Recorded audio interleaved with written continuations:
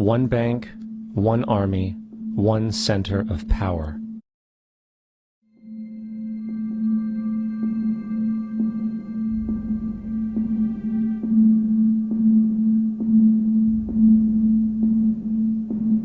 He said, and I want to quote, "Some people," these are his words in this book, "some people even believe that we are part of a secret cabal, working against the best interests of the United States, characterizing my family and me as internationalists, and of conspiring with others around the world to build a more integrated global political and economic structure, one world, if you will. If that's the charge, I stand guilty and I am proud of it." There he is. It's not a conspiracy, and they're not doing it in secret rooms or anything. They're out in the open. They're out in the open.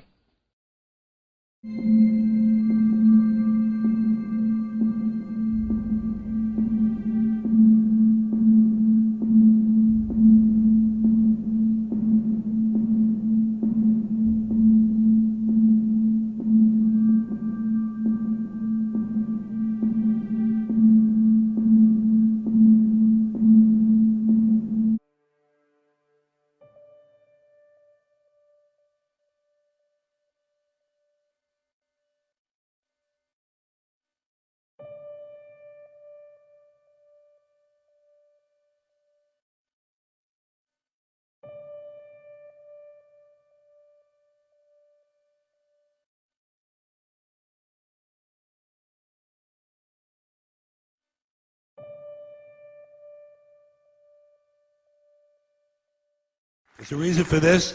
There's a reason education sucks, and it's the same reason that it will never, ever, ever be fixed. It's never going to get any better. Don't look for it. Be happy with what you got. Because the owners of this country don't want that. I'm talking about the real owners now. The real owners, the big wealthy business interests that control things and make all the important decisions. Forget the politicians. The politicians are put there to give you the idea that you have freedom of choice. You don't. You have no choice. You have owners. They own you. They own everything. They own all the important land. They own and control the corporations. They've long since bought and paid for the Senate, the Congress, the state houses, the city halls. They got the judges in their back pockets. And they own all the big media companies, so they control just about all of the news and information you get to hear. They got you by the balls. They spend billions of dollars every year lobbying to get what they want. Well, we know what they want. They want more for themselves and less for everybody else. But I'll tell you what they don't want. They don't want a population of citizens capable of critical thinking. They don't want well-informed, well-educated people capable of critical thinking. They're not interested in that. That doesn't help them. That's against their interest. That's right. They don't want people who are smart enough to sit around the kitchen table and figure out how badly they're getting fucked by a system that threw them overboard 30 fucking years ago.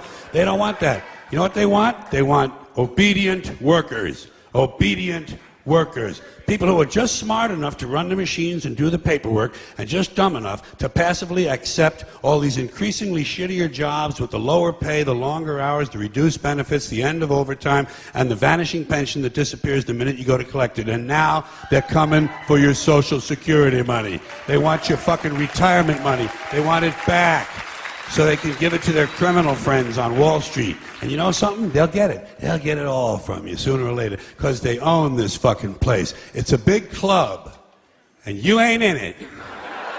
You and I are not in the big club. And by the way, it's the same big club they used to beat you over the head with all day long when they tell you what to believe. All day long, beating you over the head in their media, telling you what to believe, what to think, and what to buy. The table is tilted, folks. The game is rigged. And nobody seems to notice. Nobody seems to care. Good, honest, hard-working people, white collar, blue collar, doesn't matter what color shirt you have on. Good, honest, hard-working people continue. These are people of modest means. Continue to elect these rich cocksuckers who don't give a fuck about them. They don't give a fuck about you. They don't give a fuck about you. They don't care about you at all. At all. At all. Yeah. You know? And nobody seems to notice, nobody seems to care. That's what the owners count on, the fact that Americans will probably remain willfully ignorant of the big red, white, and blue dick that's being jammed up their assholes every day.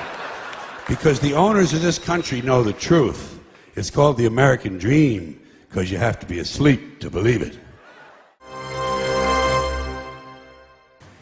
Good evening. Welcome to tonight's On the Edge with me, Theo Charles. The show is all about a secret that has been suppressed and denied for over 100 years. A secret that affects all our lives. A secret that the powers that be simply do not want you to know. However, thanks to the work of people like my guest, it's a secret that more and more people are becoming aware of, and one which, as the second youngest ever fellow of the Chartered Institute of Bankers, he has spent 24 long years researching. He believes he knows exactly how and why we are experiencing a regular cyclical collapse of the global economy and banking system, and who is behind it, and what we can do to get our wealth back. He also believes that the rabbit hole goes much deeper than just our banking system. You obviously were trained as a banker, financial advisor. It must have occurred to you, you must have found out something that made you feel uneasy about what you were doing. Yeah. What was that? Was there one thing?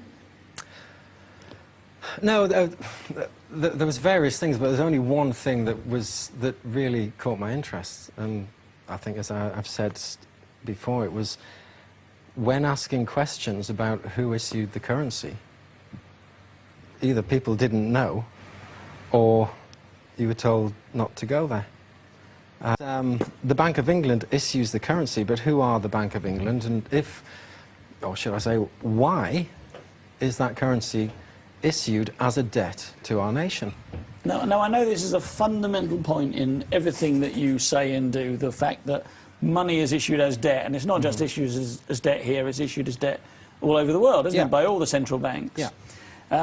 So how else could it be issued? Not as a debt. Simple as that. Print the money ourselves as a nation state, and the nation state then has it in its coffers to do with, well, all the things it would do once, as if it had been loaned to them.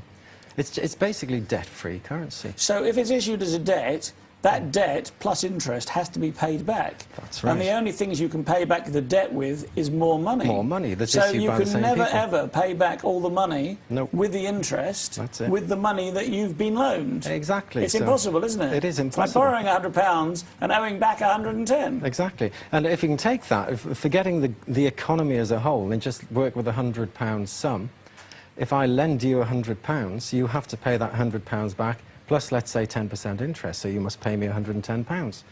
Where are you going to get the 10 from? If that's the only £100 that's If ever that's been the only loaned. 100. So this is a simple model of the reality. Okay. Because only £100 is being put into our economic system. So how are you going to pay me the other 10? You're going to lend it from me as well. Now, if I happen to choose not to lend you that £10 and foreclose on your debt, we have a got a financial problem. crisis. We have a credit crunch. Credit crunch. What me about it is the number of bankers who are just so dim they can't even wake up to this as a reality. And those who do choose to ignore it because, well, that's the way the system is. What happens? So if I am the Bank of England and you are the UK, I create money out of nothing, I print it. Or not print it. Or not print it if I decide not to. If it's electronic. And I don't give it to you, I simply lend it to you, and you must pay that back. But in order to pay it back, you must borrow the interest that you're going to pay me anyway from me. And the inevitable outcome of that is inflation and devaluation of the currency and ultimate collapse, the second I choose not to lend you the interest to pay back. And because inflation is like the hidden tax, isn't it? Inflation is man-made. It's a hidden tax, though, isn't it? It's a pot of money which has a certain value. And then, again, let's say it's the £100 in that pot. That is the economy. If you chuck another 50 quid into that pot, well, the assets haven't changed.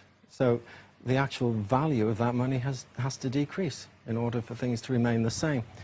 So inflation is entirely man-made. So you can go... When our currency was pegged against gold or sterling, That's right, yeah. silver, Yeah. wasn't it? Yeah. So didn't it have some notional... Because it used to say on the banknotes, I promise to pay the bearer on demand £1, but that would be £1 of silver, presumably, would it? That's quite a lot of silver, isn't Yeah, it had an asset. You wouldn't buy much silver today with Not a pound, lot. would you? It had an asset backing, and gold and silver have always been that asset.